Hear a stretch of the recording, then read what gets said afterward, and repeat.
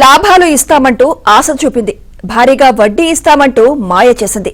ఒకటి కాదు రెండు కాదు ఏకంగా 33 కోట్లు వసూలు చేసి ఫ్రాడ్ చేసింది. తీరా సిఐడి అధికారులు కేసు పెట్టి విచారణకు వెళ్తే స్కూల్ పిల్లల్ని అడ్డుపెట్టుకుని పెద్ద డ్రామా క్రియేట్ చేసింది.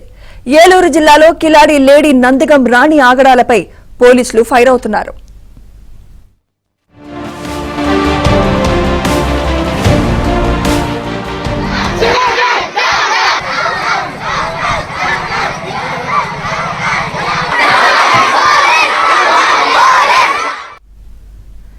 ఏలూరు జిల్లా తడికలపూడిలోని శ్రీహర్షిత ఇంగ్లీష్ మీడియం స్కూల్ కు నందిగం రాణి అనే మహిళ కరస్పాండెంట్ గా పనిచేస్తోంది. స్కూల్ విస్తరణతో పాటు అభివృద్ధి కోసమంటూ 65 మంది నుంచి 33 కోట్ల రూపాయలు వసూలు చేసింది. పెట్టుబడిపై ఏటా 2% వడ్డీతో పాటు లాభాల్లో వాటా కూడా ఇస్తామని కోట్లు దండుకుంది. నందిగం రాణి బాధితుల్లో తెలుగు రాష్ట్రాలకు చెందిన వారితో పాటు ఎన్ఆర్ఐలు కూడా ఉన్నారు. ఎన్నాళ్లైనా ఆమె నుంచి డబ్బులు తిరిగి రాకపోవడంతో విసిగిపోయిన బాధితులు ఏపీ సిఐడికి ఫిర్యాదు చేశారు.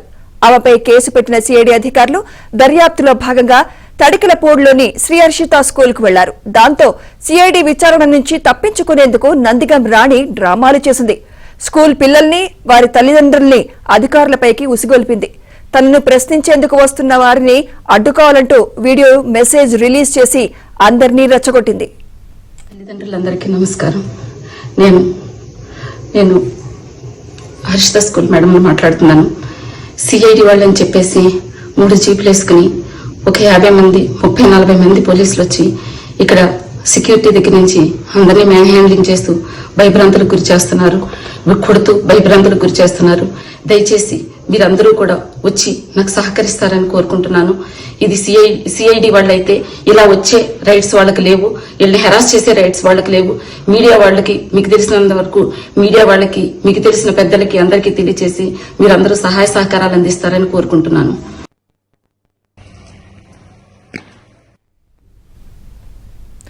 నందిగం రాణి మాయ మాటల్ని నమ్మిన విద్యార్థులు వారి తల్లిదండ్రులు సిఐడి అధికారుల్ని అడ్డుకున్నారు. స్కూల్ గేట్లకు తాళం వేసి ఆఫీసర్స్ తో వాగ్వాదానికి దిగారు. గేట్ల ముందు బైఠాయించి పోలీసులు డౌన్ డౌన్ అంటూ నినాదాలు చేశారు. ఇదే సమయంలో స్కూల్ కాంపౌండ్ లో ఉన్న ఇంట్లోకి వెళ్లిన నందిగం రాణి తలుపులు వేసుకుని లోపలే ఉండిపోయింది. అంతేకాకుండా సోషల్ మీడియాలో దర్యాప్తు సంస్థపై దుష్ప్రచారం చేస్తూ వీడియోలు రిలీజ్ చేసింది.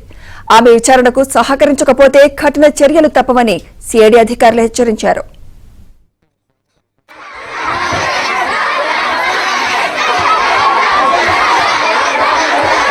దాదాపు టోటల్ గా 65 మంది ఇన్వెస్టర్స్ 33 కోట్ల పైగా ఈ స్కూలు అభివృద్ధి కోసం వాళ్ళు పెట్టుబడి పెట్టారు.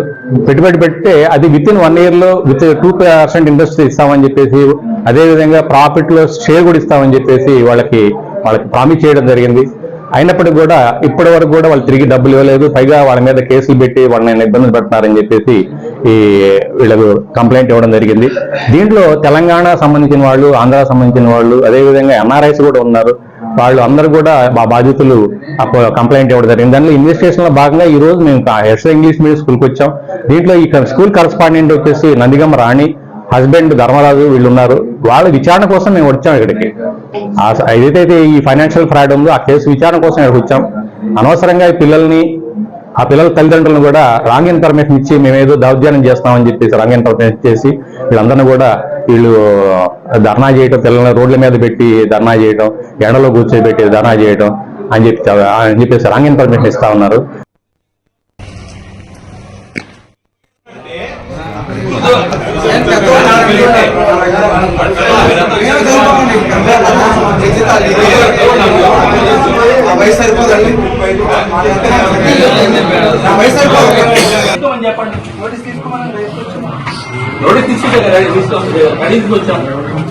అన్ని వచ్చాము,